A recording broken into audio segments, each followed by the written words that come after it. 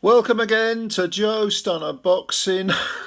I wasn't even going to do a video on this one. If it had panned out the way I thought it was, the way most people thought it would, it wouldn't have been worth mentioning. But of course, what transpired was something that definitely is worth mentioning because Tyson Fury wins a split decision, 10 round split decision, 93, 96-93 in his favour, 95-94 in his favour, and then 95-94 to Francis Ngannou.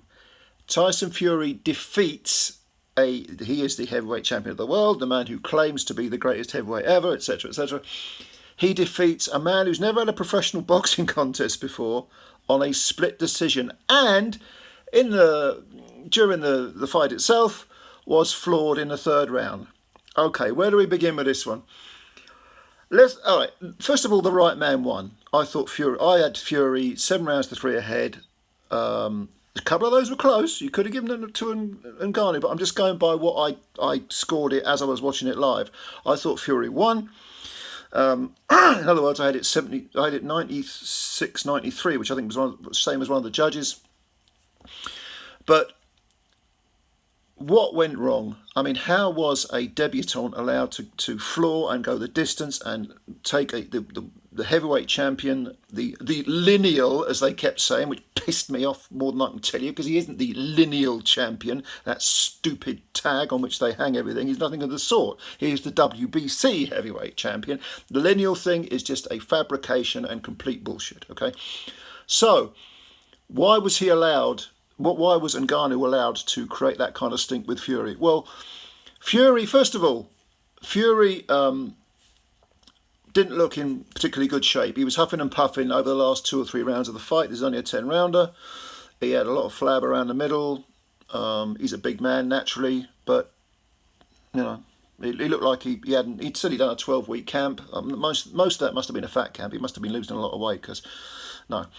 Number 2, he took him lightly. There's no doubt in my mind he took him lightly. Number 3, Ngannou, as a debutant, was far better than I ever expected.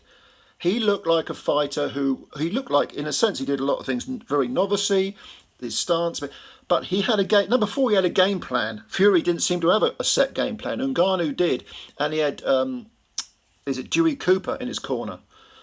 Who's a very, very underrated trainer. Very good. Well, he's rated highly in the US, but not so much in the rest of the world. Very, very good trainer, and he had come up with a game plan. What was I on? Number 4 or 5? We'll go with number 5, and that was that Fury just fought the wrong fight to start with. He came out extremely aggressively, trying to knock Ngannou out with the first punch. Ngannou settled down amazingly, and instead of using his jab, Fury seemed to just want to, come forward, walk head on, and walking through the front door, and just try and bludgeon the guy. Well, Ngannou, the one thing Ngannou had early on was physical strength, because he wasn't out of puff, and he approached the fight, with clearly a lot of self-belief. And he was able to wrestle with Fury. Fury couldn't do much with him. Ngannou's chin, that's another thing. Ngannou's chin is good, because I know Fury's not a one-punch banger, but he hits hard enough to get respect off you. And in fact, Fury throughout the fight landed some overhand rights and uppercuts, a couple of uppercuts, and Ngannou took them. They were big flush punches. And also Ngannou, he changed amazingly. I think it was the second round. Fury turned southpaw. I don't know why, but he did. Again, it kind of indicates he didn't really know what he was doing, or didn't have a plan. And Ngannou turned southpaw, and I'm thinking, whoa, this guy.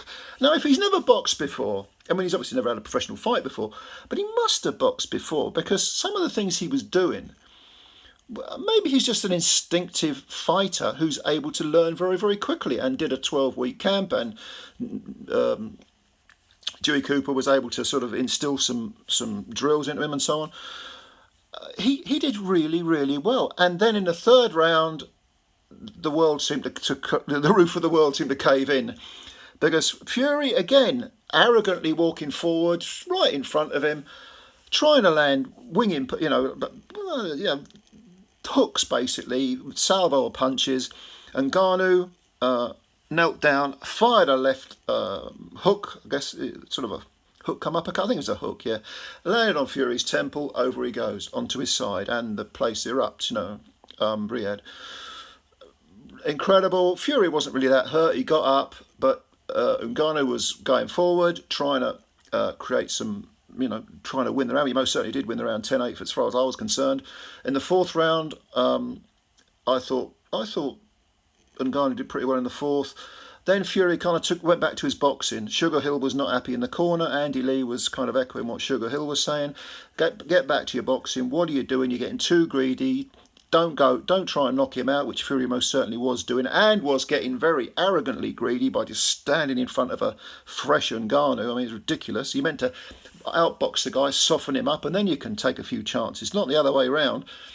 But he went back to his boxing, won the middle rounds, looked pretty good, Fury, and then towards the end, like I say, rounds sort of 8, 9, 10, he started to really look knackered. Fortunately for him, Ngannou was also looking knackered. I mean, Fury's nose was bleeding from the second round onwards. Fury also had, by the end of the fight, had a swelling under one of his eyes. He had an abrasion on the forehead here, and I think there was a slight nick over one of his eyes. He had been in a fight. Ngannou he ran out of steam by about the 8th or 9th. Blood coming out of his mouth. They announced the scores, and incredibly, it was what it was. I mean, it's probably the greatest performance that I can think of by any kind of debutant against that calibre of opposition. I mean, has there ever been anyone who's done anything like that in boxing? I'm struggling. I'll have to go away and think about it. But yeah, that's what it was. And then afterwards, Fury was very magnanimous. Couldn't really be anything else, but he was, fair play to the man. He said, he fought well. He's better than I thought he was. Usyk was there. They had a little face-off. Their fight won't happen on December the 23rd. Not a chance, because Fury did have some injuries, which are minor but need sorting out, and he's going to want to have a long camp for Usyk, a long camp, sort himself out physically, conditionally, and so on. Ngannou was disappointed. He said that I came to win, but even more, it is a moral victory. And could you have complained if he'd got a split decision? Not really. Not that big. It wouldn't have been a robbery or anything. But look, let me know what you think. Leave your comments below. Leave your comments below. I mean, what a turn up for the books. Fantastic performance by Ngannou against an under par Fury. And I wonder if he'll have any more boxing matches. He probably will. He can be a threat. Comments below. Subscribe to the channel if you're new.